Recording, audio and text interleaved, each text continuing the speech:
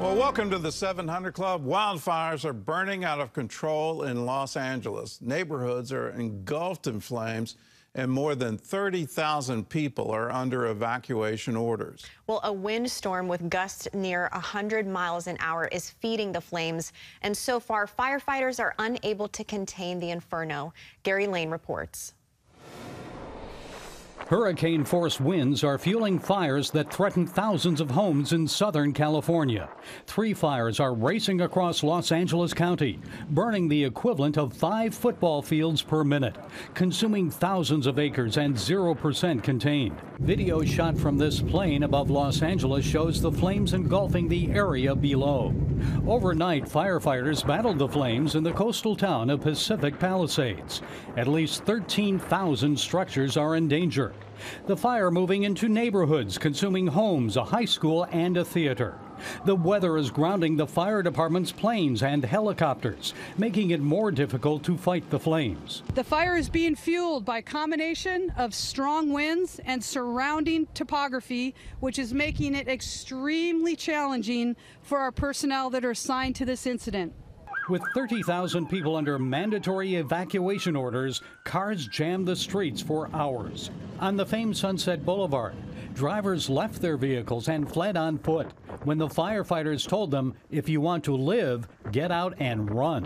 When we got in the car to go, and then all the cars were abandoned, so I had nowhere to go, so I just had to get out of my car and start walking. The smoke is so bad. A bulldozer had to push the cars out of the way so fire trucks could get through. In the hills above Pasadena, 80-mile-an-hour wind gusts are fanning another fire. Sounds like a train.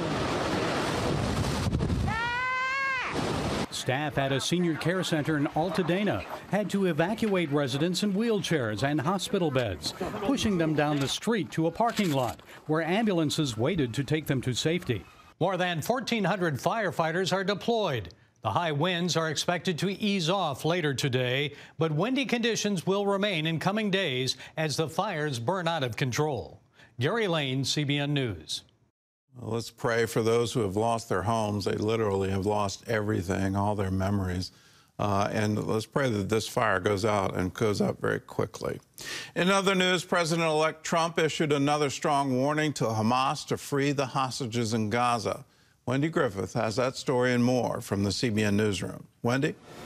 That's right, Gordon. As hostage negotiations continue in Qatar, Mr. Trump's envoy says the pressure is making an impact. CBN News Middle East correspondent Julie Stahl has that story. President-elect Donald Trump is repeating his warning to Hamas if the terror group doesn't free all the hostages. If they're not back by the time I get into office, all hell will break out in the Middle East. And it will not be good for Hamas, and it will not be good, frankly, for anyone. All hell will break out. Trump's Middle East envoy says those threats have given new urgency to negotiations over a hostage deal. What he said he expects, the red lines he's put out there, that's driving this negotiation. Trump expressing anger over Hamas's treatment of the hostages. Beautiful girl where they threw her in the car, pulled her by her ponytail and threw her in the car like she was a sack of potatoes. I said, what happened to her? Sir, she's dead. Like a 19, 20-year-old beautiful girl. They should have never taken her.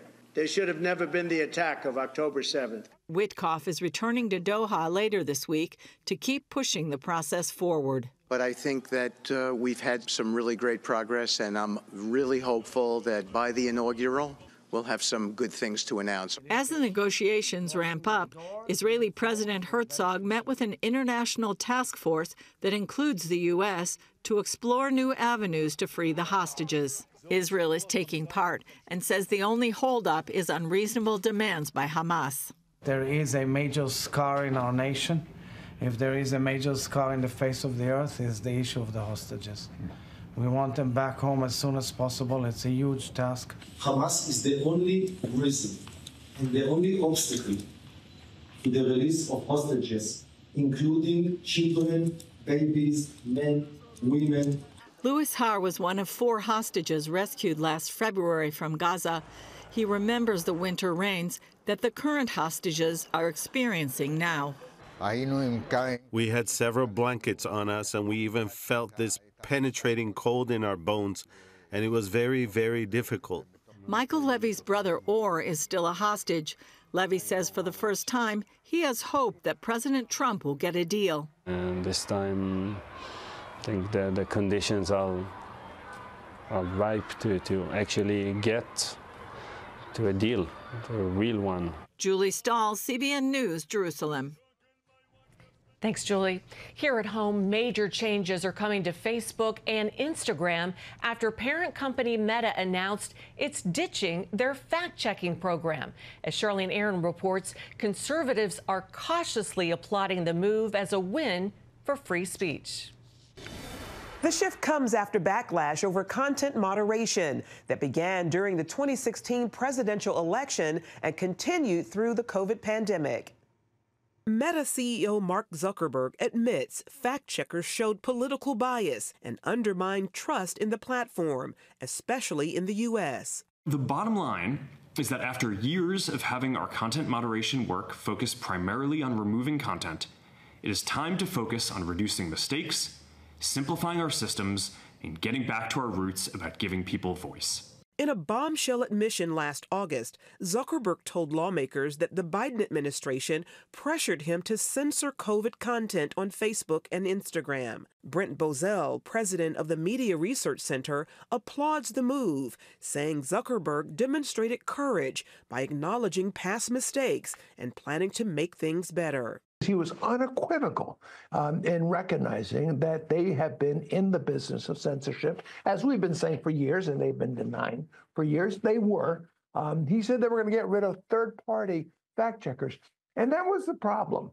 The supposition was that by third party, you meant independent. Well, it wasn't. It all came out of Silicon Valley. They were all left-wingers, and they were all devoted to shutting down conservatives. Justin Giboney of the AND campaign points how his and other faith-based groups have also been harmed by the censorship policies. For the AND campaign, for the last 2 years, we have not been able to do any ads or any advertising on any of those platforms, which was one of our main ways of advertising and promoting. Not only that, you could see that, even our followership and all that really just stopped at the time when this was enforced. And when they restricted us, there was no explanation. Zuckerberg also admits the changes are in part a result of recent political events, including Donald Trump's re-election. The recent elections also feel like a cultural tipping point towards once again prioritizing speech. So we're going to get back to our roots and focus on reducing mistakes, simplifying our policies, and restoring free expression on our platforms. Something Bozell says the new Trump administration should see as a major victory. He has specifically put them on notice. This is just the beginning. I'm coming after you. There is a reason why they have all been paying their respects at Mar-a-Lago. There's a reason why they are all going to Speaker Mike Johnson's office, all pleading their cases about being impartial. Frankly, we've been showing both the president-elect and the speaker that it simply wasn't true. Public advocacy director Aaron Turr of the Foundation for Individual Rights and Expression told CBN's Faith Nation these changes have an impact on political discourse. The community notes model, for example, might have the effect of reducing polarization if people see it more as a legitimate form of counter speech. That is, we respond to speech that we disagree with more speech by trying to expose and rebut it, rather than having a few people with power at the top decide what's correct, what's incorrect, what's allowed to be said. Maybe that has the potential to sort of, again, increase trust in the platform and in the ability of people to express different views and try to have good faith disagreements. Meanwhile, Giboney and others encourage a wait-and-see approach as to how new rules on the social media platforms will be carried out. Charlene Aaron, CBN News. Thanks, Charlene. And Gordon, the Trump effect having an effect for free speech. Well, forgive me for being cynical, but I am being cynical here. The only reason they're changing their tune is because of the election of President Trump. And their concern is that Washington will finally get its act together and realize that these platforms need to be regulated. that it's one thing to say, okay, the New York Times is going to take a public position and endorse a particular candidate for office, and then because of that endorsement, you can now read their, quote, news stories, close quote, like the story of there was some bounty that Putin put on American soldiers in Afghanistan. Turns out the narrative was completely false, but it was a political narrative.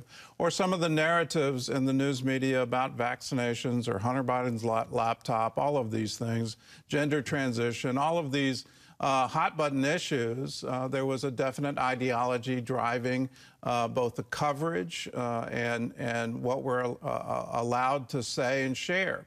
But when that comes in the form of a platform saying, we're going to restrict your right to speech, that you don't get to publish that on our open, so-called open platform. And we all have to recognize, well, Facebook, Instagram aren't the government, and therefore the Bill of Rights doesn't come into play. But they, in my opinion, need to be regulated so that free speech is guaranteed on those platforms. Because they are now the platform. And just like utilities are regulated, can you imagine your power company saying, well, we're not going to supply you power anymore because we disagree with your opinion on gender transition? For most Americans, that would be outrageous. But here, Facebook, Instagram have definitely limited that speech and limited particular coverage, and quite clearly for ideological reasons. 4 years from now, there's going to be another election, and there'll be another administration. I can't predict what that will be. And will we see a return to, well, let's drive ideology, let's drive our culture, and let's limit conservative voices, or let's limit progressive voices. It can cut both ways. Let's make sure free speech is guaranteed, that these platforms are recognized for what they are. They should be open platforms where there's a free debate of ideas. The whole concept of free speech is when you allow all speech, even speech you hate, even that speech, let's allow it, because in the free competitions of ideas, the best ideas always win. The American people are very intelligent. They can see through the guise, but we need to have the ability to be able to communicate that openly so that there is a free competition of all ideas. So, my strong recommendation to the incoming government, please start this kind of regulation. I know you're anti-regulation, but you have to guarantee free speech on these very public platforms.